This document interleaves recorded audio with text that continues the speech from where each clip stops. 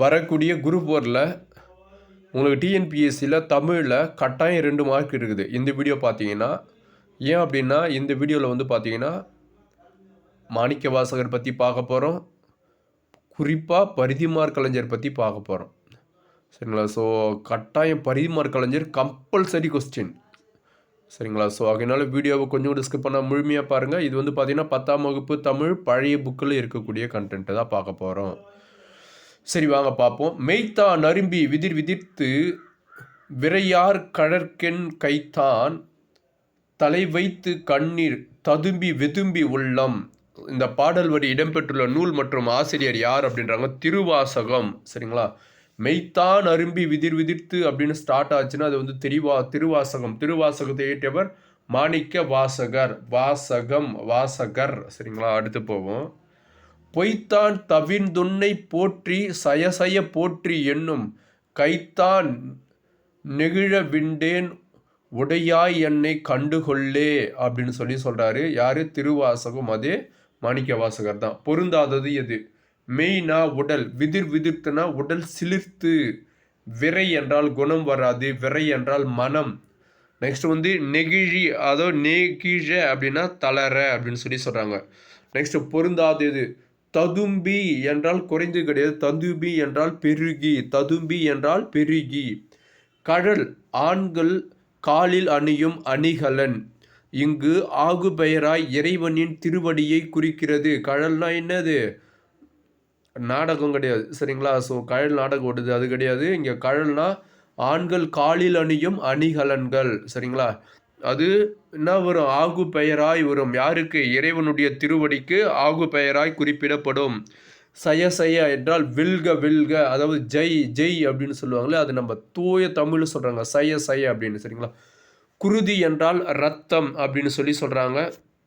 So இதில் ததும்பி என்றால் பெருகி என்பது தான் இங்கே சரியான. விடுபட்டதை நிறைவு செய்க. போற்றி அப்படின்றாங்க. போற்று கூட்டல் ஈ அப்படின்னு சொல்லி பிரிச்சிருக்கிறாங்க. போற்று அப்படின்றது பகுதி, ஈ என்பது என்ன அப்படின்னா வினையச்ச விகுதி. பொருந்தாதது எது? இலக்கண குறிப்பு தருக. விடேன் அப்படின்றாங்க. தன்மை உரிமை வினைமுற்று. ஒழுக்கம் என்றால் தொழிற்பெயர் குறிக்கும், பண்பு பெயர் வராது. படும் என்றால் செய்யும் என்னும் வாய்ப்பாட்டு வினைமுற்று. காக்கை என்றால் வேங்கோல் வினைமுற்று. அடுத்து போவோம். கீழ்கண்டவர்களுள் சைவ சமய குறவர்கள் 4வர்களுள் ஒருவர் உள்ளார். அவர் யார் அப்படின்னு சொல்லி கேட்குறாங்க. மாணிக்க வாசகர் எந்த ஊரில் பிறந்தார்னா திருவாத ஊரார். இந்த ஊர் எங்கே இருக்குன்னா மதுரைக்கு பக்கத்தில் இருக்குதான் இந்த திருவாத ஊர். சரிங்களா? திருவாத ஊரார் மதுரைக்கு அருகில் உள்ளது. மாணிக்க வாசகர் என்பவர் அரிமர்த்தன பாண்டியனிடம் தலைமை அமைச்சராக பணியாற்றினார். ஓல்டு கொஸ்டின் பேப்பர் பல முறை கேட்டாங்க. இந்த கொஸ்டின் பல முறை கேட்டுக்கிறாங்க. சரிங்களா? 2011 கொஸ்டின் எடுத்திங்கன்னா நீங்கள் யோசிச்சிருக்கலாம். 2011 எதுக்கத்தாலும் என்ன பண்ணுற எல்லாரும் 2011 2024 வரைக்கும் கொஸ்டின் அப்படியே எடுக்கிறோம். ஏன் 2011 முன்னாடி டிஎன்பிஎஸ்சி இல்லையா அப்படின்னு கேட்டிங்கன்னா ஆமாம் கிடையாது. சரிங்களா? ஸோ 2006 2011 டிஎன்பிஎஸ்சி கிடையாது, நடத்தவில்லை. ஓகே. அரிமர்த்தனம் பாண்டியன் தலைமை அமைச்சராக பணியாற்றியவர் யார் அப்படின்னா மாணிக்க வாசகர். ஸோ 2011 கொஸ்டின்லேருந்து எடுத்து பார்த்தீங்கன்னா அவங்களுக்கு கரெக்டாக தெரியும் இது எத்தனை முறை கேட்டுக்கிறாங்க அப்படின்னு சொல்லி. ஒன்றும் இல்லை, எங்கே தெரியுமா மாற்றுவாங்க? அரிமர்த்தன பாண்டியன். சரிங்களா? இங்கே மாற்றுவாங்க. இங்கே வந்து தலைமை அமைச்சராக இருந்து முதலமைச்சராக அப்படின்னு சொல்லி மாற்றுவாங்க. ஸோ இதெல்லாம் இது 2 தான் கொஞ்சம் கேர்ஃபுல்லாக பார்த்துக்கணும். சரிங்களா? அதுக்கடுத்து போவோம். பாண்டியனுக்காக குதிரை வாங்க சென்ற போது திருப்பெருந்துறை இறைவன் திருவள்ளால் ஆட்கொள்ளப்பெற்றவர் யாருன்னா மாணிக்க வாசகர் தான். சரிங்களா? பாண்டியனுக்கு என்ன பண்ணுறாங்க? குதிரை வாங்க போகும்போது திருப்பெருந்துறை இறைவனால் வினப்படுறார், ஆட்கொள்படுறார். சரிங்களா? அதாவது எப்படி சொல்கிறது? காதல் வாய்ப்படுறார். யாருன்னா மாணிக்க வாசகர். திருப்பெருந்துறை இறைவனை மெய்யுருக பாடி கசிந்து கண்ணீர் மல்க அழுது தொழுதவர். இதனால் இவரை அழுது அடையடைந்த அன்பர். சரிங்களா? அழுது அடையடைந்த அன்பர் என போற்றப்படுபவர் யார் அப்படின்னா மாணிக்க வாசகர். அழுது அடையடைந்த அன்பர். திருவாசகமும் திருக்கோவையாரும் மாணிக்க வாசகர் எழுதிய நூல். திருவாசகமும் திருக்கோவையாரும் யார் எழுதினது? மாணிக்க வாசகர். திருப்பாவை ஆண்டாள் எழுதினது. கன்ஃபியூஸ் பண்ணிக்காதீங்க, திருப்பாவை தான் ஆண்டாள். சரிங்களா? மற்றபடி திருவாசகம் திருக்கோவையும் யார்து? மாணிக்க வாசகர். இவர் எழுப்பிய கோவில் தற்போது ஆவுடையார் கோயில் எனப்படும். இந்த ஆவுடையார் கோயில் எங்கே இருக்குது அப்படின்னா திருப்பெருந்துறையில் புதுக்கோட்டை மாவட்டத்தில் உள்ளது. இது ஒரு ஓல்டு கொஸ்டின் பேப்பர். திருப்பெருந்துறையில் அமைக்கப்பட்ட கோயில் எந்த மாவட்டத்தில் உள்ளதுன்னு கேட்டு வச்சுக்கிறாங்க. புதுக்கோட்டை மாவட்டம். அப்போ இங்கே என்னென்ன ஞாபகம் வச்சுக்கணும், மாணிக்க வாசகர் பொறுத்த வரைக்கும் திருவாத ஊரார் அப்படின்றத ஞாபகம் வச்சுக்கணும். அழுது அடையடைந்த அன்பர் அப்படின்றத ஞாபகம் வச்சுக்கணும். நெக்ஸ்ட் வந்து ஆவுடையார் அப்படின்றத ஞாபகம் வச்சுக்கணும். திருப்பெருந்துறை எங்கே இருக்குதுன்னா புதுக்கோட்டை மாவட்டம். மாணிக்க வாசகர் அவருடைய காலம் என்ன? கிபி 9ஆம் நூற்றாண்டு. பொது ஆண்டு 9ஆம் நூற்றாண்டு. சைவ திருமுறைகள் 12 எத்தனையாவது திருமுறையாக திருவாசகம் திருக்கோவையாரும் உள்ளது அப்படின்றாங்க. 8வது திருமுறை. இதில் ஒன்று புரிஞ்சுக்குங்க, சைவ திருமுறைகளில் 12 திருவாசகம்னா 8ன்னு போட்டுருவீங்க. திருக்கோவையார் எத்தனையாவது திருமுறையில் உள்ளதுன்னு தனியாக கேட்டாங்கன்னா அதுதான் யோசிக்கணும். அப்பயும் 8 தான். சரிங்களா? அப்போது கேர்ஃபுல்லாக பார்த்து போடணும். அடுத்து போவோம். திருவாசகத்தில் மொத்தம் எத்தனை பாடல் அடிகள் உள்ளது அப்படின்னா 658 பாடல் அடிகள் இடம்பெற்றுள்ளன. 658. டேஸ் கல் நெஞ்சையும் கசிந்துருக செய்யும் ஆதலால் டேஸ் உருகார் ஒரு வாசத்திற்கு உருகார் அப்படின்றாங்க. ஸோ அதாவது திருவாசகம் கல் நெஞ்சையும் கசிந்துருக செய்யுமாதலால் திருவாசகத்துக்கு உருகார் ஒரு வாசகத்துக்கு உருகார் அப்படின்னு சொல்கிறாங்களாம். அடுத்து திருவாசகத்தின் சிறப்பை உணர்ந்த டேஸ் என்பவர் இதனை ஆங்கிலத்தில் மொழிபெயர்த்தார். ஜியு போப் ஆங்கிலத்தில் மொழிபெயர்த்தார். திரு என்பது நூலின் சிறப்பை உணர்ந்து வந்த அடைமொழி. சதகம் என்பது 100 பாடல்கள் கொண்ட நூலை குறிக்கும். அதாவது சதனாக என்ன சொல்கிறாங்க 100 அப்படின்னு சொல்கிறாங்க. மாணிக்க வாசகர் பாடல்கள் எந்த திருமுறையில் உள்ளதுன்னா 8வது திருமுறையில் உள்ளது. உலக வரலாற்றிலேயே மேதையான மாணிக்க வாசகரை விட புலமை, உழைப்பு, துன்பத்தை பொறுத்தல், இடையாறா நிலையான பக்தி ஆகியவற்றுடன் நம் மனதை கவர்கின்றவர் யாருமே இல்லை அப்படின்னு சொன்னது யாருன்னா ஜியு போப் சொல்லியிருப்பாங்க. விடுபட்டதை நிரப்புக, ஒழுக்கம் விழுப்பம் தரலான், ஒழுக்கம் உயிரினும் ஓம்பப்படும். இதெல்லாம் ஈஸி தான், பல முறை பார்த்துருப்போம் நம்ம. மரப்பினும் மோத்து கொலலாகும் பார்ப்பான் பிறபொழுங்கங்குன்றங்கெடும் அப்படின்னு சொல்கிறாங்க. அடுத்து போவோம். ஒழுக்கம் உடைமை குடிமை இழுக்கும் இழிந்த பிறப்பாய் விடும் அப்படின்றாங்க. பரிந்தோம்பி காக்க ஒழுக்கம் தெரிந்தோம்பி தேரினும் அஃதே துணை. அழுக்காருடையான்கண் ஆக்கம் போன்றில்லை ஒழுக்கம் இல்லான்கண் உயர்வு. ஒழுக்கத்தின் ஒல்கார் உறவோர் இழுக்கத்தின் ஏதாம் படுபா கரிந்து அப்படின்றாங்க. ஒழுக்கத்தின் எய்துவார் மேன்மை, இழுக்கத்தின் எய்துவார் எய்தா பழி. அதாவது ஒழுக்கம் இருக்கிறவங்க எப்படி இருப்பாங்க, மேன்மேலும் வளர்ச்சி அடைவாங்க. ஆனால் ஒழுக்கம் இல்லாதவங்க இழுக்கம் அடைஞ்சிருவாங்க, கெட்டு போயிடுவாங்க அப்படின்னு சொல்கிறாங்க. ஏதோ பல பழிகள் சேருன்றாங்க.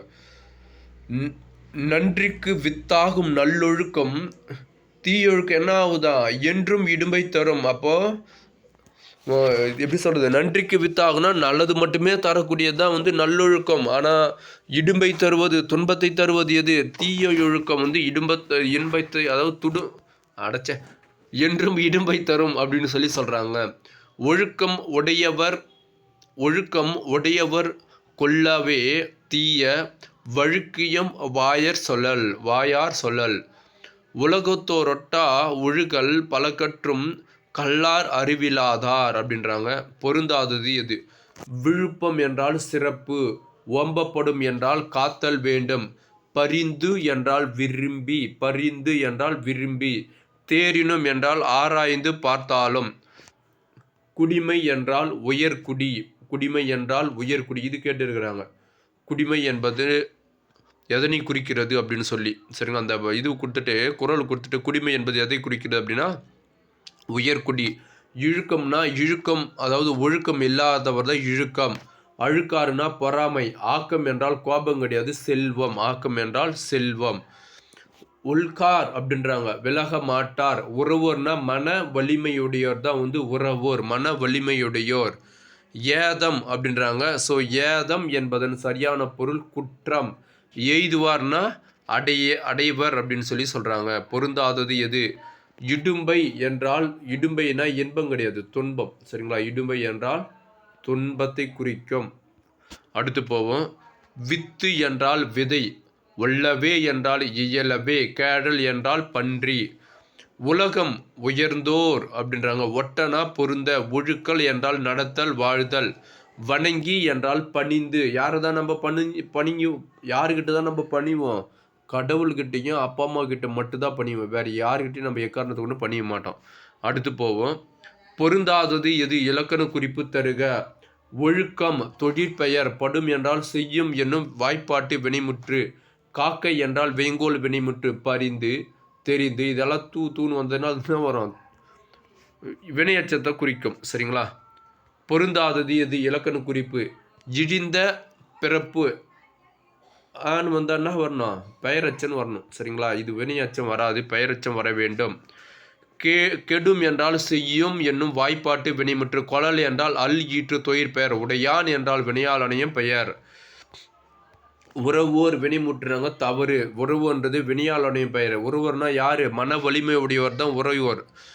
எய்தா பழி. எய்தா அப்படின்னு வந்ததுனால ஈறுகட்ட எதிர்மறை பெயரச்சம். எய்துவர் என்றால் பலர்பால் வினைமுற்று. நல்லொழுக்கம் தீழொழுக்கம் என்றால் அவங்களுடைய பண்பை பற்றி குறிக்கும். ஸோ பண்பு தொகை.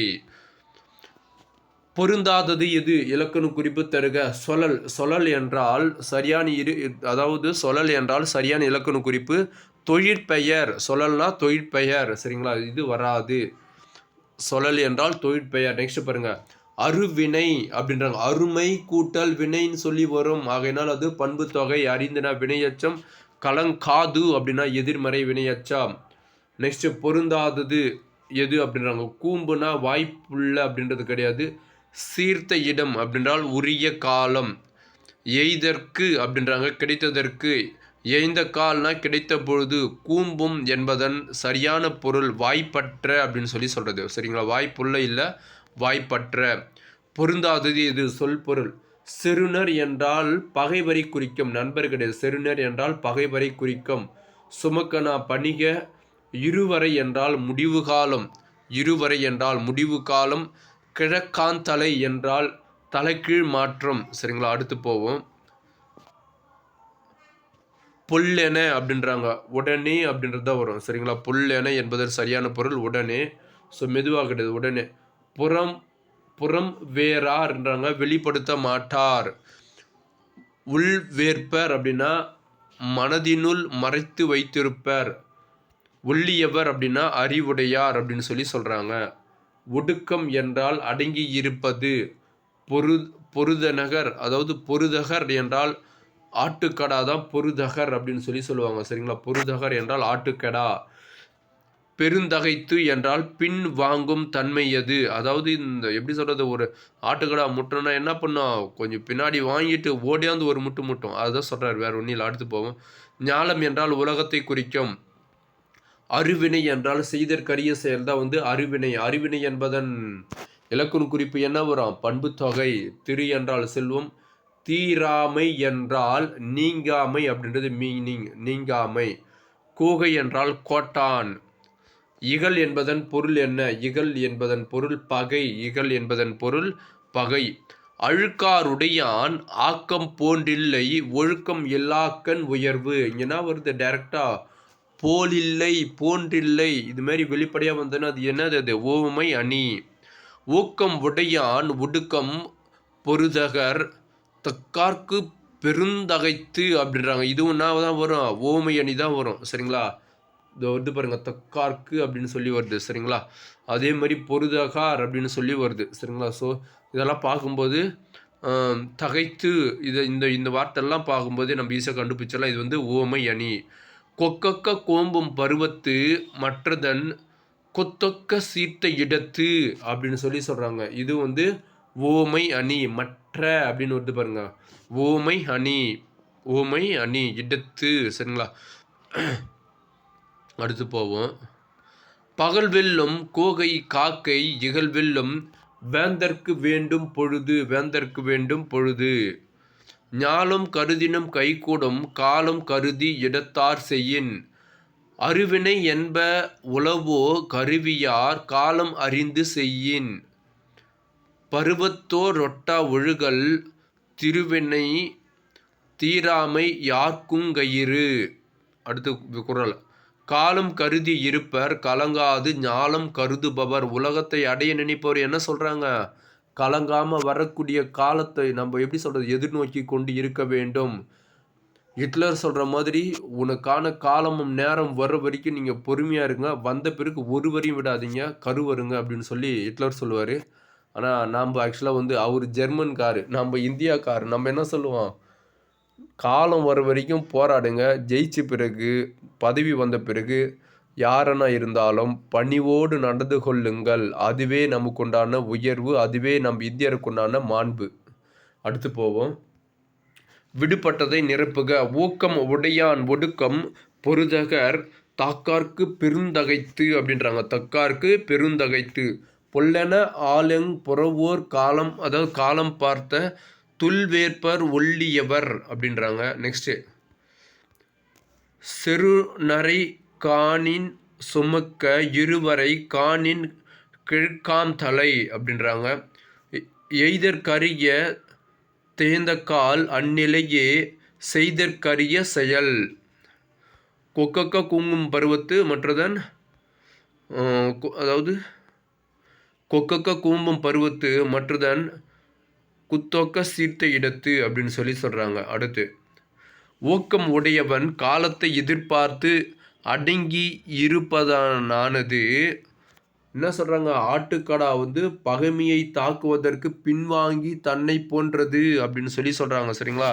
ஆட்டுக்கடா முட்டைப்போதுன்னு என்ன பண்ணும், ஒரு 10 அடியோ 20 அடியோ பின்னாடி ஓடி போய் ஒரு முட்டும். சரிங்களா? பின்னாடி போயிட்டு திரும்ப ரிட்டன் வந்தால் முட்டுமே. அது மாதிரி இந்த காலம் வர வரைக்கும் பொறுமையாக இருக்க வேண்டும். தமிழ் உலகம் இவரை முதற்பாவலர், தெய்வ புலவர், சென்னத போதர், பொய்யி புலவர், பெருநாவலர் முதலிய பெயர்களால் போற்றப்படுகிறது. திருவள்ளுவர் பிறப்புக்கும் எல்லா உயிர்க்கும் எனது என்னும் பொது நெறி காட்டியவர் யார்? இது திருவள்ளுவர். இந்த 2 லைன் தான்பா சொல்கிறீங்க பார்த்தாலும். அதுக்கு அடுத்து ஒரு பிறப்புக்கும் எல்லா உயிருக்கும் அப்படின்றது தான் சொல்கிறீங்க. மற்ற 2 மற்ற கீ இருக்கிற அடி யாருமே சொல்ல மாட்டேங்கிறீங்க. அந்த அடி சொன்னால் இவர் ஒரு எப்படி சொல்கிறது,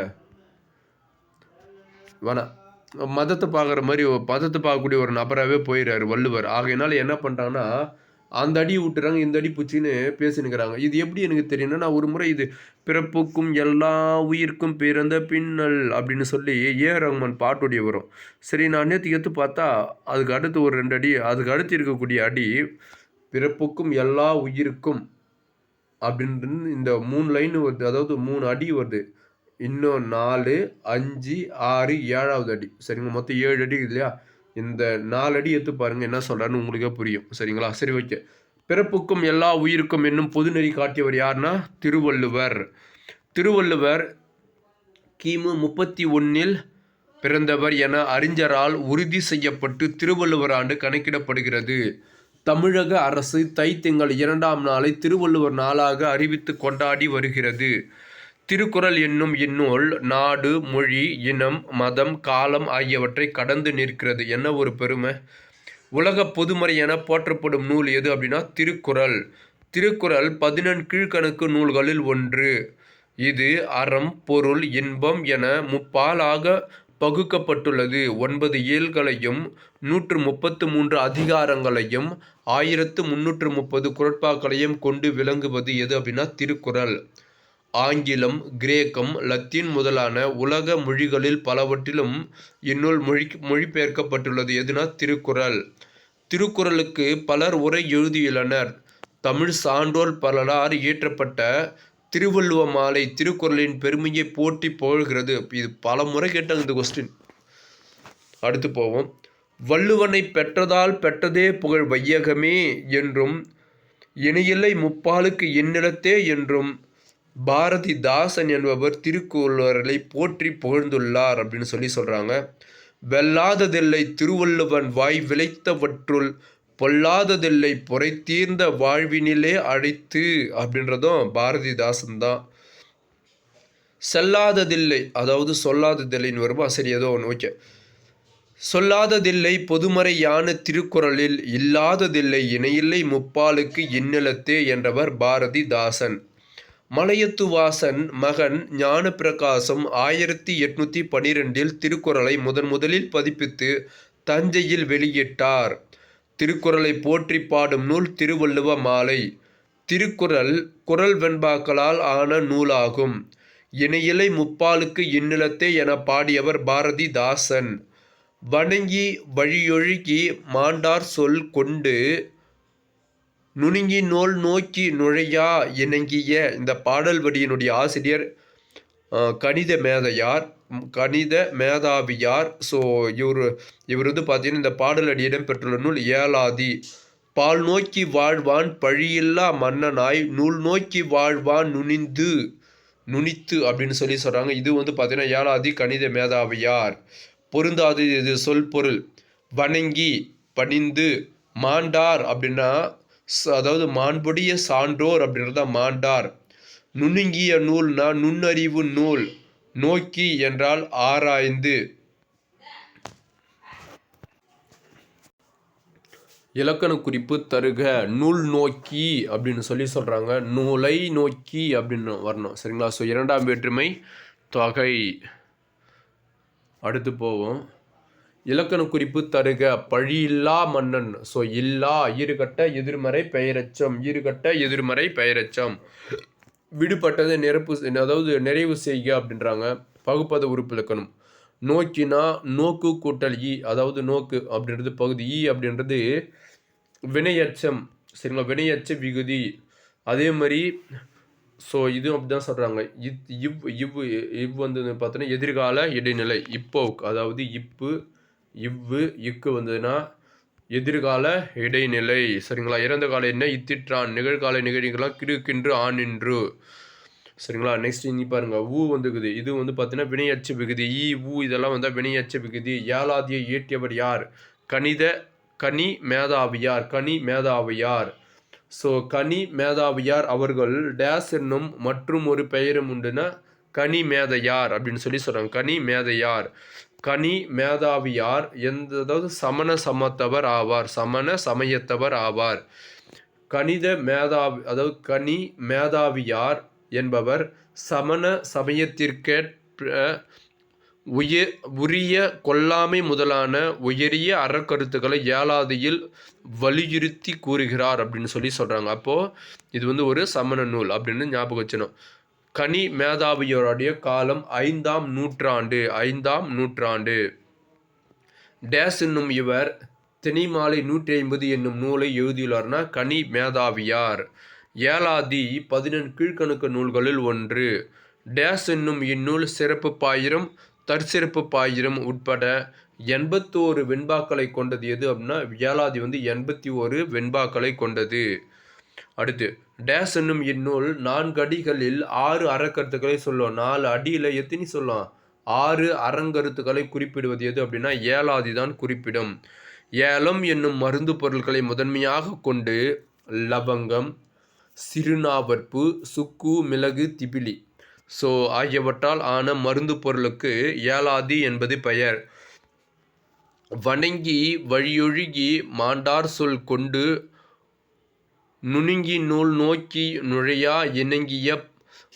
பால் நோக்கி வாழ்வான் பழியில்லா மன்னனாய் நூல் நோக்கி வாழ்வான் நுனிந்து. இந்த பாடலடி ஏலாதி நூலில் எத்தனையாவது பாடலாக அமைந்துள்ளதுன்னா 59வது பாடல். மொத்தம் எத்தனை பாடல் சொன்னோம்? 81 பாடல். அதில் 59வது பாடல் இது. மருந்து பொருளின் பெயரில் அமைந்த 2 நூல்கள் எது அப்படின்றாங்க? திரிகடுகம் ஏலாதி.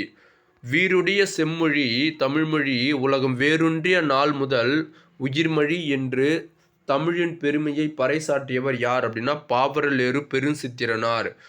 திருந்திய பண்பும் சீர்த்த நாகரிகமும் பொருந்திய தூய்மொழி தமிழ் செம்மொழியாம் என்று பரிதிமார் கலைஞர் என்பவர் செம்மொழிக்கு இலக்கணம் வகுத்துள்ளார். தொன்மை, முன்மை, நுண்மை, இது மாதிரி மொத்தத்தில் வந்து 16 செவ்வியல் தன்மைகளை கொண்டது நம்மளுடைய தாய்மொழியான தம்மொழி அப்படின்னு சொல்கிறது எது அப்படின்னா யார் சொன்னதுன்னா தேவநேய பாவனார். 2000 ஆண்டுகளுக்கும் மேற்பட்ட வரலாற்று தொன்மையுடைய மொழிகள் சிலவே. அவை தமிழ், சீனம், சமஸ்கிருதம், லத்தீன், ஈப்ரு, அதாவது ஈப்ரு கிரேக்கம் ஆகியன இவற்றுள் லத்தீனும் ஈப்ரும் வழக்கிழந்து போயின அப்படின்னு சொல்கிறாங்க. அடுத்து செம்மொழி தகுதிப்பாடுகள் அப்படின்னு சொல்லி மொத்தம் 11 மொழியியல் கோட்பாடுகளை சொல்வது யார் அப்படின்னு பார்த்தீங்கன்னா மனவை முஸ்தப்பா. 11 மொழியியல் கோட்பாடு சொன்னது மனவை முஸ்தப்பா. முதல் மாந்தன் தோன்றிய இடம் குமரிக்கண்டம். முதல் மாந்தன் தோன்றிய இடம் குமரிக்கண்டம். உலகம் தோன்றிய போது தோன்றிய தமிழை அதன் தொன்மையை கருதி என்றுமுள்ள தென்தமிழ் என்று குறிப்பிட்டவர் யார் அப்படின்னா கம்பர். என்றுமுள்ள தென்தமிழ் என குறிப்பிட்டவர் கம்பர். பிற மொழி சொற்களை நீக்கினால் பல மொழிகள் இயங்காது. ஆனால் தமிழ் ஒன்றே பிற மொழி சொற்களை நீக்கினாலும் இனிதின் இயங்க வல்லது. மிகுதியான வேர்ச்சொல்களை கொண்ட மொழி என்ன சொல்கிறாங்க, வேர்ச்சொல்களை கொண்ட மொழி நம்மளுடைய தமிழ் மொழி. அவ்வேர்ச்சொற்களை கொண்டு புத்தம் புது கலைச்சொற்களை தமிழ் மொழியில் உருவாக்கி கொள்ளலாம் அப்படின்னு சொல்கிறாங்க. தமிழானது திராவிட மொழிகளான கன்னடம், தெலுங்கு, மலையாளம், துளுவம் முதலிய மொழிகளுக்கு தாய்மொழியாக திகழ்கிறது. அது பிராகுய் முதலிய வடபுல மொழிகளுக்கும் தாயாக விளங்குகிறது என்றவர் யார் அப்படின்னா கால்டுவெல். 1800 மொழிகளுக்கு வேர்ச்சொல்லையும் 180 மொழிகளுக்கு உறவு பெயர்களையும் தந்துள்ளது எது அப்படின்னா தமிழ் மொழி. 1800 அப்படின்னு சொல்கிறாங்க. சரிங்களா. அடுத்து கீழ்கண்ட கூற்று எந்த மொழி மற்றும் இனத்தவர் பற்றி கூறு. இயல், இசை, நாடகம் என்னும் முப்பெரும் பிரிவுகளை கொண்டது நம்மளுடைய தமிழ் மொழி. அதே மாதிரி தமிழர் அகம்புறம் என வாழ்வியலுக்கு இலக்கணம் வகுத்தனர் அப்படின்றாங்க. தமிழ் அதாவது இங்கே பாருங்க, திருக்குறள் நூல் மாந்தர் இனத்திற்கே வாழ்வியல் நெறிமுறைகளை வகுத்தளித்துள்ளது. அதாவது நல்லா ஞாபகம் வச்சுங்க, எப்படி இந்துக்கள் அதாவது இப்படி சொல்லலாம் சரிங்களா, எப்படி முஸ்லீம் நபர்களுக்கு குரான் அப்படின்னு சொல்லுவாங்க சரிங்களா, அவங்க எதுவாக இருந்தாலும் குரான் சொல்கிறது தான் கேட்பாங்க அவங்க. அதே மாதிரி கிறிஸ்டின் பார்த்தீங்கன்னா பைபிள் சரிங்களா. நம்ம இந்துக்களுக்கு பார்த்தீங்க அப்படின்னா ஃபஸ்ட்டு என்ன சொல்கிறாங்க, அதாவது கீதையா, அது பேர் டக்குன்னு ஞாபகம் வரலையா. அதாவது இந்துக்களுக்கு பார்த்தீங்கன்னா பகவத்கீதை சரிங்களா. பகவத்கீதையோடு சேர்த்து திருக்குறளும் சரிங்களா. திருக்குறளும் நமக்கு உண்டான ஒன் ஆஃப் த முக்கியமான ஒரு நூல் சரிங்களா. அது எல்லாருமே போற்றி பின்பற்ற வேண்டிய ஒரு நூல் அப்படின்னு. அதனால தான் இது என்னன்னு சொல்கிறாங்க, உலக பொதுமறை அப்படின்னு சொல்கிறாங்க சரிங்களா. உலக பொதுமறை என்று போற்றப்படுவது எதுனா திருக்குறள். அதே மாதிரி எல்லாருக்கும் நீங்கள் ஒன்று பார்த்துருப்பீங்க, கோர்ட்டில் போனால் ஒரு முஸ்லீம் என்றால் அவங்களுக்கு குரான் வச்சு தான் இந்த குரான் மீது சொல்வது அனைத்தும், அதாவது நான் சொல்வது அதாவது கடவுள் சாட்சியாக நான் சொல்வது அனைத்தும் உண்மை அப்படின்வாங்க. அதே மாதிரி தான் கிறிஸ்டினும் அப்படி தான் சொல்லுவாங்க, பைபிள் வச்சு தான் சொல்லுவாங்க. இந்துக்கள் பார்த்தீங்கன்னா இதுதான் எது சொன்ன மாதிரி பகவத்கீதை வச்சு தான் சொல்லுவாங்க. இன்னொன்று என்ன சொல்கிறாங்கன்னா திருக்குறள் கூட வச்சு சொல்லலாம். ஏன்னா அந்தளவுக்கு எப்படி சொல்கிறது, ஒரு தூய்மையான மொழி, அதாவது ஒரு தூய்மையான ஒரு புக்கு தான் திருக்குறள். ஒரு தூய்மையான ஒரு நூல் தான் திருக்குறள். அந்த அளவுக்கு நம்ம அதை உயர்த்தி வச்சுருக்கிறோம். எது சரிங்களா. சான்ஸே இல்லை. விக்டோரியா மகாராணி காலையில் கண் வீழ்த்தது எதை தான் படிப்பாங்க, திருக்குறள் தான் படிப்பாங்க சரிங்களா. ஆக்சுவலாக அவங்க கிறிஸ்டின் தானே அவங்க என்ன படிச்சிருக்கணும், பைபிள் படிச்சிருக்கணும். அவங்க என்ன பண்ணுறாங்க, திருக்குறள் படிக்கிறாங்க. அப்போ என்ன ஆகுது, உலகத்தில் இருக்கக்கூடிய ஒவ்வொரு நபர்னுடைய மனதையும் கவரக்கூடியது. அதனால தான் அது உலக பொதுமறை. ஓகேங்களா. சரி, அடுத்து போவோம். உலக இலக்கியங்களுள் முதன்மை பெற்றுள்ளவை சங்க இலக்கியங்கள். இவற்றின் மொத்த அடிகள், முக்கியமான கொஸ்டின் இது சரிங்களா, 26,350 சரிங்களா. மொத்த அடி சங்க இலக்கியத்தின் மொத்த அடி மொத்தம் எவ்வளோ, 26,350. அக்காலத்தே இவ்வளவிற்கு விரிவாக உருவாக்கப்பட்ட இலக்கியம் உலகில் வேற எந்த மொழியிலும் இல்லை என்பது உலக இலக்கியங்களை ஆய்ந்த கமில் சோலபில் என்னும் செக் நாட்டு மொழியியல் பேரறிஞருடைய முடிவு அப்படின்னு சொல்கிறாங்க. அடுத்து போவோம். டேஸ் என்னும் மொழி நூல் அறிஞரே தமிழே மிகவும் பண்பட்ட மொழி எனவும் அது தமக்கே உரிய இலக்கிய செல்வங்களை பெற்றிருக்கும் என்றும் அதாவது மொழி என்றும் பாராட்டியவர் யார் அப்படின்னா மார்க்ஸ் முல்லர். சரிங்களா? மார்க்ஸ் முல்லர் என்ன சொல்கிறாரு, மார்க்ஸ் முல்லர் என்னும் மொழி நூல் அறிஞரே தமிழ் மிகவும் பண்பட்ட மொழின்னு சொல்கிறது மார்க்ஸ் முல்லர். பண்பட்ட மொழினா மார்க்ஸ் முல்லர். இவர் யார் இவர்? நான் இதுக்கு முன்னாடி இவர் பற்றி சொல்லியிருக்கிறேன். அதாவது ஆரியர்கள் எங்கேருந்து வந்தாங்கன்னு சொல்லியிருப்பாங்க, மத்திய ஆசியாவிலிருந்து வந்தாங்கன்னு சொன்னாங்கன்னு சொன்னேன் இல்லையா? இவர் விட்ட ரீல் தான் அது. சரிங்களா? ஏன் அப்படின்னா இது வரைக்கும் சர்ச் பண்ணதில் அது மாதிரி எங்கேயுமே எந்த சான்றுமே கிடைக்கவில்லை அப்படின்னு சொல்லி பல ஆய்வுகள் சொல்லியிருக்கிறாங்க. சரிங்களா? இவர் விட்ட ரீல் தான் அது. என்னது ஆரியர்கள் வந்து பார்த்தீங்கன்னா இந்தியாவில் இருக்கக்கூடிய ஆரியர்களுக்கு வந்து மத்திய ஆசியா கைபர் போலன் கணவாய் வழியாக எங்கே வந்தாங்க, மத்திய ஆசியாவிலேருந்து இந்தியாவுக்கு வந்தாங்கன்னு சொல்லி விட்டார் பாருங்க ரீலு, இவர் விட்ட ரீல் தான். சரிங்களா? ஏன் அப்படின்னா பல ஆய்வுகள் நடத்தி பார்த்துட்டாங்க அதுக்கு.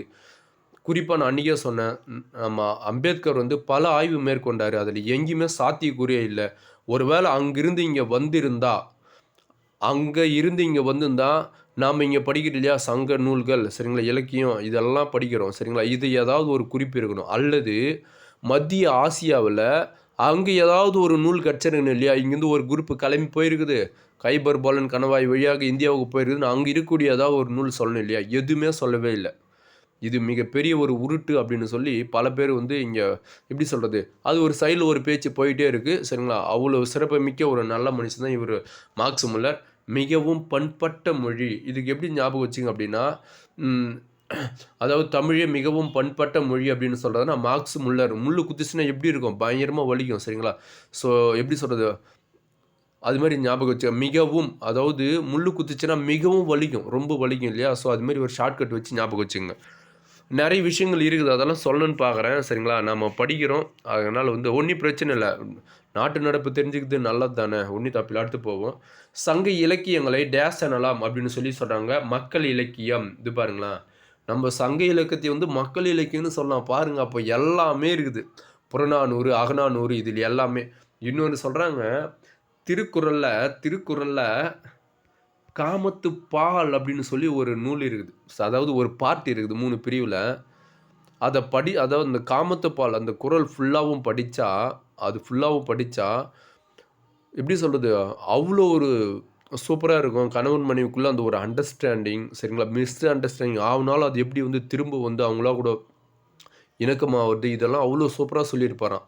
எனக்கெல்லாம் டைம் கிடைக்கல. நான் இந்த காமத்து பால் மட்டும் படிக்கணும்னு ஒரு பிளான்லேயே இருக்கிறேன். ஏன்னா நிறைய பேர் சொல்லியிருக்கிறாங்க. சரிங்களா? அடுத்து போவோம். தமிழ் இலக்கணம் படிக்க படிக்க விருப்பத்தை உண்டாக்குவது என்பவர் யார் அப்படின்னா கெல்லட். சரிங்களா? படிக்க படிக்க விருப்பத்தை உண்டாக்குவது எதுனா கெல்லட். அடுத்து போவோம். பெரிய வீடியோ இது. சரிங்களா? நிறைய கிட்டத்தட்ட 62 பக்கம் இருக்குது. நமக்கு கிடைத்த இலக்கண நூல்களில் மிக பழமையானது தொல்காப்பியம். இது எழுத்து, சொல், பொருள் ஆகிய 3னுக்கும் இலக்கணம் கூறுகிறது. சரிங்களா? மொத்தம் எத்தனை எழுத்து, சொல், பொருள் அப்படின்னு சொல்லி 3 அதிகாரங்கள். ஒவ்வொரு அதிகாரத்திற்கும் 9 இயல்கள் வீதமாக 27 இயல்களை கொண்டது தான் தொல்காப்பியம். தொல்காப்பியரின் ஆசிரியர் பெயர் என்ன அப்படின்னா அகத்தியர். இங்கே பாருங்க, தொல்காப்பியரின் ஆசிரியராய் அகத்தியர் எழுத்து, சொல், பொருள், யாப்பு, அணி என்ற 5 இலக்கணங்களையும் எழுதினார். அந்நூலுக்கு டேஸ் என்று பெயர்னா அகத்தியம். இது வந்து கிடைக்காத போயிடுச்சு. ஆகையினால் நம்ம என்ன பண்ணுறோம் அப்படின்னா, தமிழில் மிகவும் பழமையான இலக்கண நூல் எது அப்படின்னா தொல்காப்பியம் அப்படின்னு சொல்லி சொல்கிறோம். சரியான வரிசையில் உள்ள வாக்கியத்தை தேர்வு செய்க. செம்புல பெயல் நீர் போல அன்புள்ளம் கொண்டவர் அப்படின்னு சொல்லி சொல்கிறாங்க. சரிங்களா? அடுத்து போவோம். யாதும் ஊரே யாவரும் கேளிரென உலக மக்களை ஒன்றிணைத்து உறவுகளாக்கிய உயர் சிந்தனை மிக்கது புறநானூறு. சரிங்களா? அது உரிமைக்கு உறவுகோல் ஊன்றது. அதாவது யார் சொல்கிறது, யாதும் ஊரே யாவரும் கேளினா கணியன் பூங்குன்றனாருடைய ஃபேமஸான ஒரு வார்த்தை. பிறப்புக்கும் எல்லா உயிருக்கும் என்று டேஸ் உலகுக்கு எடுத்துரைக்கிறது அப்படின்னா திருக்குறள். அது மக்கட் பண்பில்லாதவரை மரம் என பழிக்கிறது அப்படின்னு சொல்லி சொல்கிறாங்க. சரிங்களா? அப்போ கட்டாயம் நம்மளும் சொல்லியிருக்க மாட்டார் திருவள்ளுவர். ஓகே, அடுத்து போவோம். எளிய குடிமகனையும் குடிமகளையும் காப்பிய தலைவர்களாக்கிய காப்பியம் படைத்தனர். குடிமக்கள் காப்பியம் எது? சிலப்பதிகாரம். அரசியல் படைத்தோருக்கு அறம் கூற்றாகும் என்னும் அறநெறியை உலகோர்க்கு எடுத்து உணர்த்துகிறது அப்படின்னு சொல்லி சொல்கிறாங்க. அடுத்து, கீழ்கண்டவற்றுள் எழுத்து பிறப்பு முறைகளை பற்றி கூறியவர் யார் அப்படின்னா தொல்காப்பியர். எழுத்து பிறப்பு முறை அதாவது மூக்கிலேருந்து வருது, தலையிலேருந்து பிறகுது, மார்பிலிருந்து பிறகுதுன்னு சொல்லியிருக்கிறார் இல்லையா, அதுதான். தொல்காப்பியர் கூறும் எழுத்து பிறப்பு முறைகளில் மொழி நூலாரையே வியப்பில் ஆழ்த்துகின்றன. இன்றைய மொழியியல் வல்லுநர்கள் பேணி பின்பற்றத்தக்க வேண்டிய வழிமுறைகளை தொல்காப்பியம் அன்றே கூறுகிறது. சரிங்களா? அப்படின்னு சொன்னது யார் அப்படின்னா எமினோ. அதாவது எப்போ சொல்லிட்டு போட்டார்ப்பா, எமினோ எப்போ சொல்லிட்டார்ப்பா நான் அதாவது என்ன சொல்ல வராங்க இங்கே, நான் சொல்கிறது பாருங்க. இன்றைய மொழியியல் வல்லுநர்கள் பேணி பின்பற்றத்தக்க வழிமுறைகளை தொல்காப்பியம் கூறுகிறது. அதை தொல்காப்பியம் எப்போ சொல்லிட்டு போயிட்டாருப்பா அப்படின்னு ஞாபகம் வச்சு, எப்போ சொல்லிட்டார் எமினோ. சரிங்களா? அடுத்து போவோம். ஒரு மொழிக்கு 33 ஒலிகள் இருந்தபோதும்,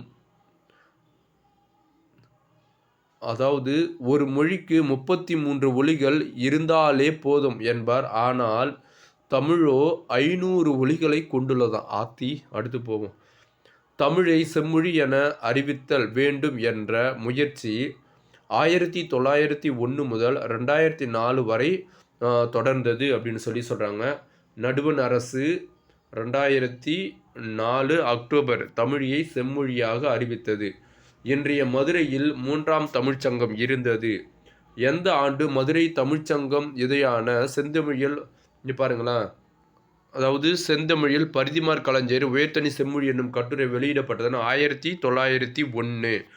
அதே மாதிரி 1918 பார்த்தீங்கன்னா மேலே சிவபுரி சன்மார்க்க சபையும் தமிழ்மொழியை, அதாவது தமிழை செம்மொழியாக அறிவிக்க வேண்டிய தீர்மானம் நிறைவேற்றி அதை இந்திய அரசுக்கும் இந்திய பல்கலைக்கழகங்களுக்கும் அனுப்பி வற்புறுத்தியது. அதே மாதிரி இன்னொரு 18 இன்னொன்று வரும். இங்கே மேலே சிவபுரி சன்மார்க்க சங்கம், இங்கே பாருங்கள் சைவ சித்தாந்த மாநாடு. அப்போ இதுவும் சிவன் சைவன். சரிங்களா? ரெண்டுமே 1918. அடுத்து ஒன்று வருது பாருங்களேன்.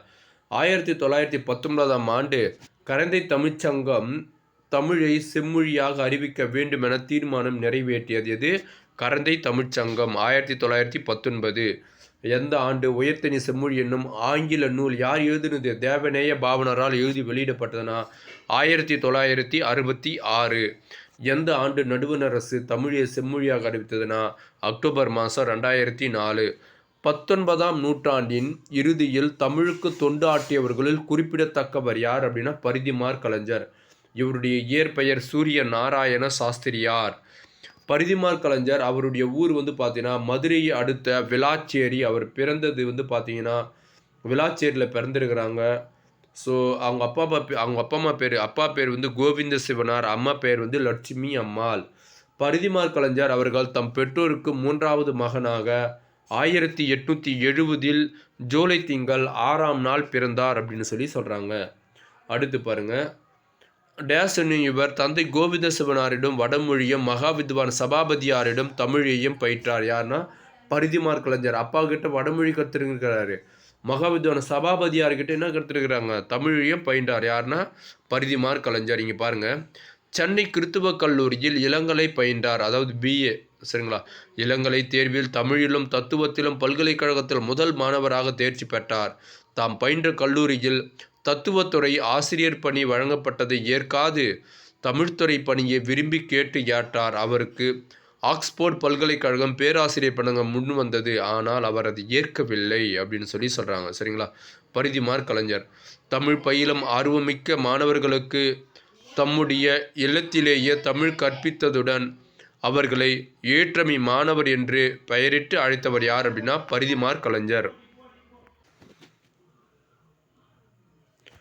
மதுரையில் 4ஆம் தமிழ் சங்கம் நிறுவ முயன்றவர்களுள் இவரும் ஒருவர்னா நம்ம பரிதிமார் கலைஞர் தான். சரிங்களா? இங்கே பாருங்கள், இது ஒரு முக்கியமான இடம்.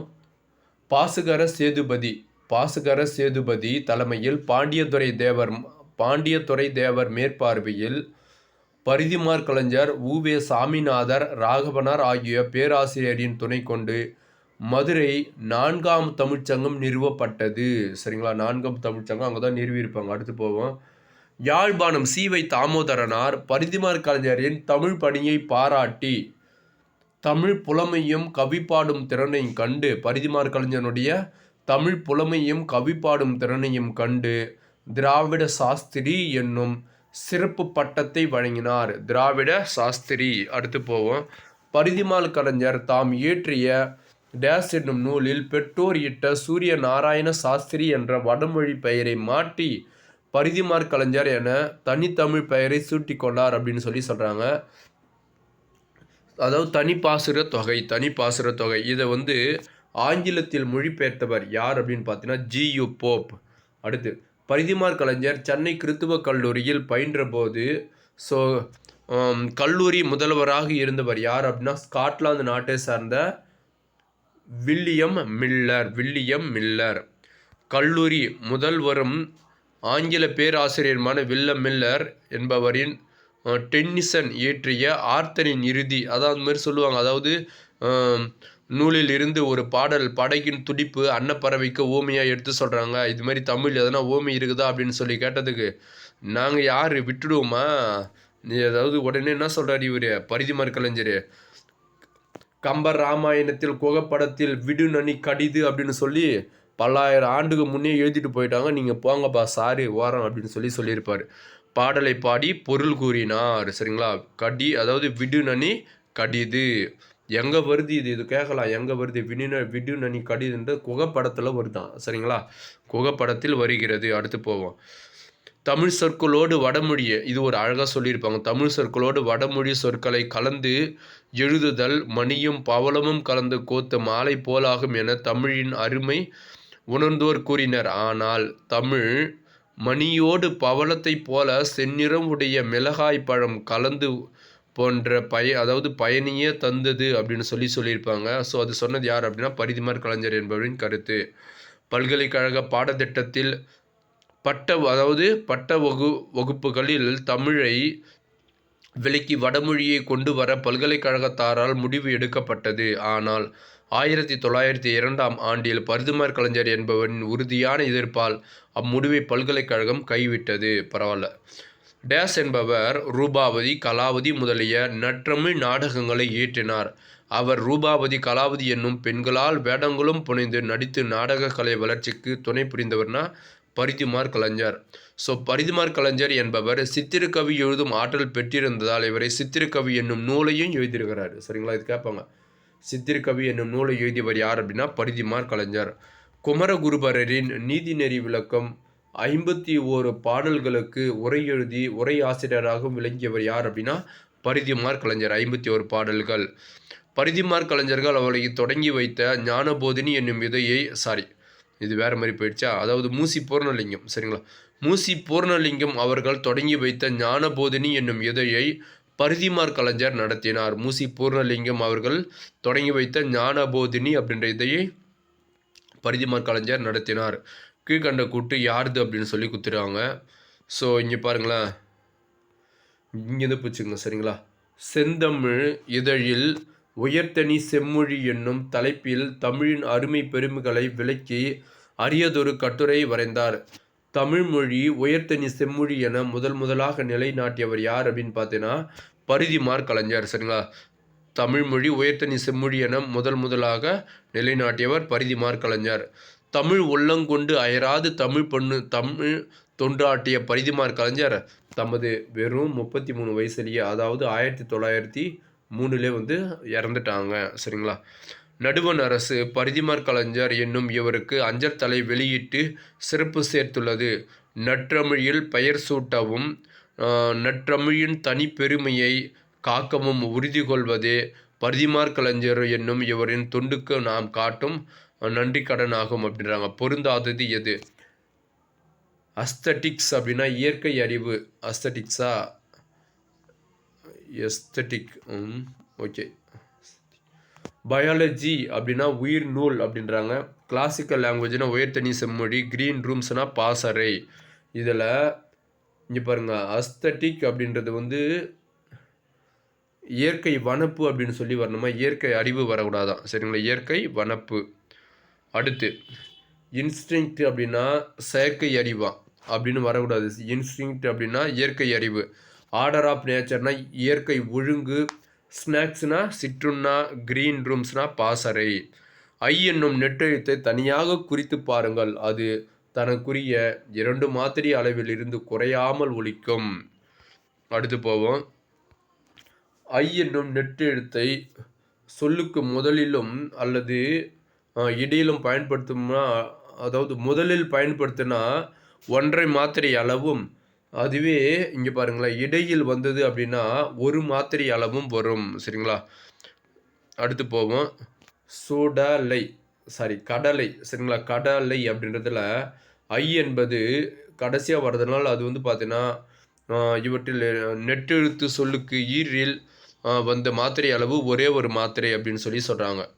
அவ் என்னும் நெடில் எழுத்தும் ஐ என்னும் நெட்டெழுத்தைப் போலவே தனியாக ஒலிக்கும் போது 2 மாத்திரை அளவில் இருந்து குறைந்து ஒலிப்பதில்லை. அப்போ அவ்வு தனியாக ஒலிச்சுன்னா எத்தனை மாத்திரை அளவு ஒலிக்கும்? 2 மாத்திரை அளவு. அதே மாதிரி சொல்லுக்கு முதலில் மட்டுமே வரும் அவுகாரம். சரிங்களா? அவுகாரம் தான் சொல்லுக்கு முதல் மட்டும் தான் வரும். அது மாதிரி வந்து அது வந்து 1.5 மாத்திரை அளவே குறைந்து ஒலிக்கும். சரிங்களா? இம் என்னும் மெய்யெழுத்து தம் மாத்திரை அளவில் இருந்து குறைந்து ஒலித்தல் மகர குறுக்கம் எனப்படும். அதாவது இம் என்னும் மெய்யெழுத்து செயலில் தனக்குரிய அரை மாத்திரை அளவில் இருந்து 1/4 மாத்திரை அளவுக்கு குறைந்து ஒலிக்கிறது. போலும் என்றால் போல்ம் அப்படின்னு சொல்லி வருமா. மருளும் என்றால் மருளும் அப்படின்னு சொல்லி வருமா. ஆயுதம் கூட்டல் குறுக்கம் ஆயுத குறுக்கம் அப்படின்னு சொல்லி சொல்கிறாங்க.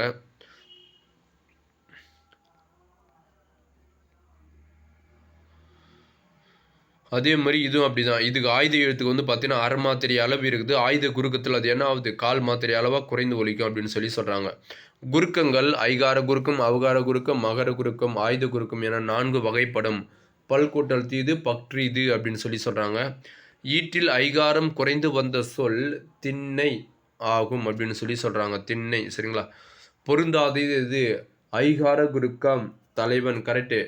அவகார குறுக்கம் வௌவால், ஆயுத குறுக்கம் முக்ரீது, மகர குறுக்கம் வந்து போன் அப்படின்னு சொல்லி வரணும். சரிங்களா? ஸோ இது அதான் 4வது மட்டும் தப்பு. ஒரு கருத்தினை செய்தியாக தெரிவிப்பது டேஸ் எனப்படும் அப்படின்றாங்க. செய்தி தொடர். எடுத்துக்காட்டுக்கு பாருங்கள். பரிதிமார் கலைஞர் மதுரைக்கு அருகில் உள்ள விளாச்சேரியில் பிறந்தார் அப்படின்னு சொல்லி சொல்கிறது செய்தி தொடர். திருவள்ளுவர் திருக்குறளை இயற்றினார். ஸோ இவ்விரு தொடர்களையும் செய்திகளை தெளிவாக எடுத்து கூறுகின்றன. இவ்வாறு ஒரு கருத்தினை செய்தியாக தெரிவிப்பது செய்தி தொடர் எனப்படுகிறது. சரிங்களா? அப்போது பரிதிமார் கலைஞர் மதுரைக்கு அருகில் உள்ள விளாச்சேரியில் பிறந்தார்ன்றதும் திருவள்ளுவர் திருக்குறளை ஏற்றினார் இருந்தோம் ரெண்டுமே செய்தி தொடர். அடுத்து போவோம். அன்பரசி நேற்று நீ என் பள்ளிக்கு வரவில்லை. இது என்ன தொடராக இருக்கும்ன்றாங்க. கேள்வி கேட்கறதுனால அது வினா தொடர். அடுத்து போவோம். எழில் என்ன சாப்பிட்டாய். ஸோ இந்த கொஸ்டின் மார்க் வந்தவை எல்லாமே அது வினா தொடர் தான். மகிழ்ச்சி வியப்பு துன்பம் முதலிய உணர்ச்சிகள் வெளிப்படுமாறு அமைவது எது அப்படின்னு சொல்லி சொல்கிறாங்க. உணர்ச்சி தொடர். சரிங்களா? என்ன இமயமலையின் உயரம். அந்தோ நாய் வண்டியில் அடிபட்டு விட்டதே. அடே எப்பா எவ்வளோ பெரிய மரம். ஐயோ முள் குத்தி விட்டதே. இதெல்லாம் வந்து அதாவது உணர்ச்சி தொடரில் வரும். அந்த ஆச்சரியக்குரிய சிம்பிள் கட்டாயம் வரும். சரிங்களா? இப்படி வர சிம்பிள். அடுத்து பார்த்துப்போ கவனமாக படி. இது எந்த தொடருக்கான எடுத்துக்காட்டு அப்படின்றாங்க. கட்டளை தொடர். ஸோ இதில் பாருங்கள். இது வந்து எப்படி வருமா? கவனமாக படி பார்த்துப்போ இதுமாரி கட்டளையே ஆணையிடுவதாக வந்தால் அது கட்டளை தொடர். ஓர் எழுவாய் அல்லது ஒன்றிற்கு மேற்பட்ட எழுவாய்கள் ஒரு பயனிலையை கொண்டு முடிவதற்கு தனிநிலை தொடர் அப்படின்றாங்க. அழகன் பாடம் எழுதுகிறான். மா பலா வாழை ஆகியன முக்கணிகள். ஸோ இத்தொடரெல்லாம் அழகன் என்பது எழுவாய். 2ஆம் தொடரில் மா பலா வாழை என்பன எழுவாய்கள். இவ்வாறாக ஓர் எழுவாய் அல்லது ஒன்றிற்கு மேற்பட்ட எழுவாய்கள் ஒரு பயனிலையை கொண்டு முடிவதற்கு தனிநிலை அப்படின்னு சொல்லி சொல்கிறாங்க. தொடர்நிலை தொடர் அதனால் ஆகையால் ஏனெனில் முதலிய இணைப்பு சொற்கள் அதாவது தொடர்நிலை தொடர்கு என்ன ஒரு அதனால் ஆகையால் ஏனெனில் இது மாதிரி இணைப்பு சொற்களை பயன்படுத்த வேண்டும். நேற்று மழை பெய்தது. இது கேட்பாங்க. இது கேட்டுருவாங்க. நேற்று மழை பெய்தது. இங்கே இது தூக்கிட்டு இங்கே வேறு எதுனா வச்சுருவாங்க. சரிங்களா? ஆகையால் அதனால் ஆன இது மாதிரி எதுனா வச்சுருவாங்க. சரிங்களா? நேற்று மழை பெய்தது. அதனால் ஏரி குளங்கள் நிரம்பின. அதனால் ஏரி குளங்கள் நிரம்பின. அடுத்து ஓர் எழுவாய் பல பயனிலைகளை கொண்டு முடிவது. ஸோ என்ன சொல்கிறாங்க? தொடர்நிலை தொடர் அப்படின்னு சொல்லி சொல்கிறாங்க. ஒரு தனிச்சொற்றொடர் ஒன்று அல்லது அதற்கு மேற்பட்ட துணை சொற்களுடன் கலந்து வருவது கலவை தொடர். இதில் வந்து கலவை தொடரை பொறுத்த வரைக்கும் பார்த்தீங்கன்னா நேற்று புயல் வீசியதால் பள்ளிக்கு விடுமுறை அப்படின்னு சொல்லி சொல்கிறாங்க. இது வந்து கலவை தொடர். ஆள் அப்படின்னு சொல்லி வரும். ஆளுங்க எல்லாரும் வந்து தான் என்ன பண்ண கலவையை வந்து கலந்து கொடுக்கணும். சரிங்களா? மேஸ்திரி ஒன்றே கலந்துக்க மாட்டார். அடுத்து போவோம். எழுவாய் செய்யும் வினையை கொண்டு முடியும் தொடர் அதாவது செய்வினை தொடர் அப்படின்றாங்க. எழுவாய் செய்யும் வினையை கொண்டு முடியும் தொடர் செய்வினை தொடர் அப்படின்றாங்க. சரிங்களா? குடியரசுத் தலைவர் உலகத் தமிழ் மாநாட்டை தொடங்கி வைத்தார். இது கேட்பாங்க, அப்படியே வச்சுருவாங்க. குடியரசுத் தலைவர் உலகத் தமிழ் மாநாட்டை தொடங்கி வைத்தார் அப்படின்னு சொல்லி சொல்கிறது வந்து பார்த்தீங்கன்னா, என்னது இது? செய்வினை தொடர் அப்படின்னு சொல்லி சொல்கிறாங்க. அடுத்து மாவட்ட ஆட்சியர் கொடியேற்றினார். அதுவும் வந்து செய்வினை தொடர் தான். மாவட்ட ஆட்சியர் கொடி ஏற்றினார். அதான் வந்து சொன்ன மாதிரி செய்வினை தொடர். செய்படு பொருளை வினை சொல்லை கொண்டு முடிவதற்கு செய்யப்பாட்டு வினை தொடர் அப்படின்னு சொல்லி சொல்கிறாங்க. அடுத்து போவோம். டேஸ் வகை தொடர்களில் பயனிலையோடு படு பட்டது பெரு பெற்றது என்னும் துணை வினைகளுள் ஒன்று சேர்ந்து வருவது எது அப்படின்னா செய்யப்பாட்டு வினைத்தொடர். படு பட்டது பெரு பெற்றதுன்னா செய்யப்பாட்டு வினைத்தொடர். உலக தமிழ் மாநாடு குடியரசுத் தலைவரால் தொடங்கி வைக்கப்பட்டது அப்படின்னு வந்தேன்னா அது வந்து செய்யப்பாட்டு வினைத்தொடர். எழுவாய் தானே செய்யும் தொழிலை உணர்த்துவது தன்வினை தொடர் அப்படின்னு சொல்லி சொல்கிறாங்க. எழுவாய் ஒரு செயலை பிறரை கொண்டு செய்வது வந்து பிறவினை தொடர் அப்படின்னு சொல்லி சொல்கிறாங்க. ஒருவர் பேசுவதை அவர் பேசியபடியே கூறுவது நேர்கூற்று அப்படின்னு சொல்லி சொல்கிறாங்க. நேர்கூற்று பொறுத்த வரைக்கும் என்னென்ன வரும்? இரட்டை மேற்குள்ளிகள் இடம்பெறும். தன்மை முன்னிலை பட பெயர்கள் இடம்பெயரும் இங்கு அப்படின்னு சொல்லியிருக்கிறாங்க. இங்கு இப்போது இவை என சுட்டு பெயர்கள் வரும். நேற்று இன்று நாளை என காலப்பெயர்களும் வரும் அப்படின்னு சொல்லியிருக்கிறாங்க. அடுத்து போவோம். தேன்மொழி பொன்னியிடம். இது பாருங்களா, தேன்மொழி பொன்னியிடம்னா நாளை வந்துச்சுங்களா, நாளை வந்தவே என்னது இது? நேர்கூற்று. அதேமாதிரி டபுள் கொட்டேஷன் வருதா, அப்போ நேர்கூற்று. சரிங்களா? நாளை மதுரைக்கு செல்வேன் என்றால் அப்படின்றாங்க. நெக்ஸ்ட் பாருங்களேன், அயர்கூற்றில் எப்படி வருது. ஸோ இதுவும் நேர்கூற்று தான். தேன்மொழி பொன்னியிடம் நான் மதுரைக்கு செல்வேன் அப்படின்னு சொல்கிறது. ஓகே, அடுத்து போவோம். ஸோ மேற்கோள் குறிகள் இடம்பெறும். தன்மை முன்னிலை பெயர்கள் இடம்பெறும். இங்கு இப்போது இவை என சுட்டு பெயர்கள் வரும். நேற்று இன்று நாளை என காலப்பெயர்களும் வரும். இது கீழ்கண்ட எந்த தொடர்புடன் தொடர்புடையது அப்படின்னா நேர்கூற்றாக கூட தொடர்புடையது. கிட்டத்தட்ட உறவு. ஒருவர் அல்லது பலரின் உரையாடல்களை அயலர் கூறுவது போன்று அமைவது அயர்கூட்டு அப்படின்னு சொல்கிறாங்க. அயர்கூற்று. சரிங்களா? அதாவது தேன்மொழி தான் மறுநாள் அப்படின்றது வரும். தான் மறுநாள் செல்வதாக கூறினார் அப்படின்னு சொல்லியிருப்பாங்க. இது பாருங்களேன், அதாவது அது அவை அங்கே, அது வந்துன்னா இது இவை இங்கேன்னு சொல்லி வரும். அது அவை அங்கே அப்படின்னு வரும். அதே மாதிரி சுட்டுப்பெயர்கள் வந்து அதாவது இது வந்து பார்த்தீங்கன்னா அந்நாள் மறுநாள் என்று மாறும். சரிங்களா? காலப்பெயர்கள் என்னன்னு வரும்? அந்நாள் மறுநாள் அப்படின்னு சொல்லி மாறும் அப்படின்றாங்க. டேஸ் கூட்டில் மேற்கொள்ளி அதாவது அயற்கூட்டில் மேற்கோள் குறிகள் வராது. இக்கூட்டில் தன்மை முன்னிலை பெயர்கள் படர்க்க பெயராக மாறும். சுட்டு பெயர் அல்லது அவை அங்கே என மாறும். காலப்பெயர்கள் அந்நாள் மறுநாள் என மாறும் என்று ஆக என்றும் இணைப்பு சொற்கள் வந்து இடம்பெற்றுள்ளது. அதாவது அயற்கூட்டில் சொல்கிறாங்க. செயல் அல்லது தொழில் நிகழ்வை நேர்மையாக உணர்த்துவது உடன்பாட்டு தொடர். இப்போ சொல்ல போகிறாங்க பாருங்களேன். எடுத்துக்காட்டு, கல்வி கட்டுரை எழுதினால், இது வந்து உடன்பாட்டு தொடரில் குறிக்கிறாங்க. கலைச்செல்வி கட்டுரை எழுதினாலும் அதுவும் உடன்பாட்டு தொடர். கலைச்செல்வி கட்டுரை எழுதிலல் அப்படின்றாங்க. எழுதிலல்னா எதிர்மறை தொடர் அப்படின்னு சொல்கிறாங்க. சரிங்களா? எதிர்மறை தொடர். அடுத்து கலைச்செல்வி கட்டுரை எழுதாமல் இறால் அப்படின்றது வந்து பொருள் மாறா எதிர்மறை. பொருள் மாறலான அது வந்து எதிர்மறை தான். சரிங்களா? அடுத்து போவோம். சந்திப்பழியற்ற தொடர் எது? கயிற்று கட்டிலில் தன்னை மறந்து உறங்கினார். ஈற்று கட்டிலில் தன்னை மறந்து உறங்கினார். அடுத்து ஒருமை பன்மையை பிழையற்ற தொடர் எது? அவன் கவிஞன் அல்லன். பிறமொழி சொல்லை தேர்ந்தெடு அப்படின்றாங்க. அவர்கள் இருவருக்கும் இடையே என்ன நடந்தது? உரையாடல் நடந்தது. வழுவு சொல்லற்ற தொடர் எது அப்படின்றாங்க. வலப்பக்க சுரவில், அதாவது இந்த லா வரணும், அதேமாதிரி இந்த ரா வரணும். சரிங்களா? வலப்பக்க சுவரில் எழுதாதே. தனித்தமிழ் இயக்கம் தோற்றுவித்த தமிழ் அறிஞர் யார் அப்படின்னா மறைமலை அடிகள். தனித்தமிழ் இயக்கம் தோற்றுவித்தவர் தமிழறிஞர் மறைமலை அடிகள். வான் கலந்த மாணிக்க வாசகனின் வாசகத்தை நாள் கலந்து பாடுங்கால் நற்கற்பஞ்சாற்றினிலே தேன் கலந்து பால் கலந்து செங்கழினின் தீ சுவை கலந்தேன் ஊன் கலந்து உயிர் கலந்து உவட்டாமல் இனிப்பதுவே. ஸோ இந்த பாடல் வரி இடம்பெற்றுள்ளதுன்னு வந்து பார்த்தீங்கன்னா வள்ளலார். சரிங்களா? வள்ளலார் தான் எழுதியிருக்கிறாரு. ஒரு நாட்டில் பிறந்த மக்களுக்கு வேண்டப்படும் பற்றுகளுள் தலையாய பற்று மொழிப்பயிற்று அப்படின்றாங்க. மொழிப்பற்று இல்லத்தாரியிடம் தேசப்பற்றும் இராது என்றார்.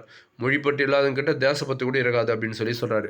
தேசம் என்பது மொழியை அடிப்படையாக கொண்டு இயங்குவது. அதனால்தான் தமிழர்களுக்கு தாய்மொழி பற்று பெருக வேண்டும் என்பது எனது பிரார்த்தனை என்று கூறியவர் பெரியார் அப்படின்றாங்க. ஹெல்த் இஸ் வெல்னா நோயற்ற வாழ்வே குறைவற்ற செல்வம். Too much of anything is good for நத்திங்ன்றாங்க. அளவுக்கு மிஞ்சினால் அமுதமும் நஞ்சு. சரிங்களா? நோ ஃபைன் நோ கைன், உழைப்பின்றி ஊதியம் இல்லை. எட்ஸ் மேக்ஸ் வேஸ்ட் அப்படின்றாங்க. பதறிய காரியம் சிதறாது. நாலேஜ் இஸ் பவர், அறிவே ஆற்றல். இந்தியாவின் மிக உயர்ந்த பதவியில் இருந்த அவர் நாளொன்றுக்கு 18 மணி நேரம், யார் முதல் 20 மணி நேரம் அம்பேத்கர் தான். சரிங்களா? வேறு யாரும் கிடையாது. ரொம்ப நேரம் பச்சினே இருப்பார். சரிங்களா?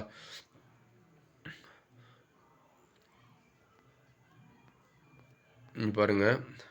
ஆகியோடும் ஒரு நாள் அவர் நள்ளிரவுக்கு மேல் வெளிநாட்டு நண்பர் ஒருவருடன் வீடு திரும்பினார். நெடுங்காலமாக அவரிடம் வேலை பார்த்து வரும் காவலர் அன்று களைப்பு மிகுதியால் உறங்கிக் கொண்டிருந்தார். அவருடன் வந்த மற்றவர்கள் அந்த கலந்துரையாடல் எழுப்ப சொன்னார்கள். அவர்களை தடுத்து நிறுத்தி, பாவம் வயதானவர், அவரை எழுப்பாதீர்கள், அவர் தூங்கட்டும் என்று கூறியனவாறே தாமே அறையின் திறவுகோலை எடுத்துச் சென்று அறையை திறந்தார். அவரோடு வந்த வெளிநாட்டு நண்பர்கள் தமது கட்டுரை ஒன்றில் அவரின் மனித நேயத்திற்கு எடுத்துக்காட்டாய் இந்நிகழ்வை குறிக்கின்றார். அவர்தாம் இந்தியாவின் முதன்மையான இருந்தவர். யார் அப்படின்னா நேரு. அம்பேத்கர் இல்லை, நேரு. சரிங்களா? அடுத்து போவோம். அவ்வளோதான். சரிங்களா? முடிஞ்சிச்சுன்னு நினைக்கிறேன். முடிஞ்சிச்சு. சரிங்களா? ஸோ அம்பேத்கர் இல்லை, நேரு மட்டும் தான். இந்த வீடியோ உங்களுக்கு பிடிச்சிருக்கு நான் நம்புறேன். One of the biggest unit. இந்த வீடியோ உங்களுக்கு பிடிச்சிருந்தா மறக்காமல் லைக் பண்ணுங்கள். இந்த வீடியோ பற்றின தகவலுக்கு கமெண்ட் பண்ணுங்கள். உங்களுடைய ஃப்ரெண்ட்ஸ்க்கு ஷேர் பண்ணுங்கள். நன்றி, வணக்கம்.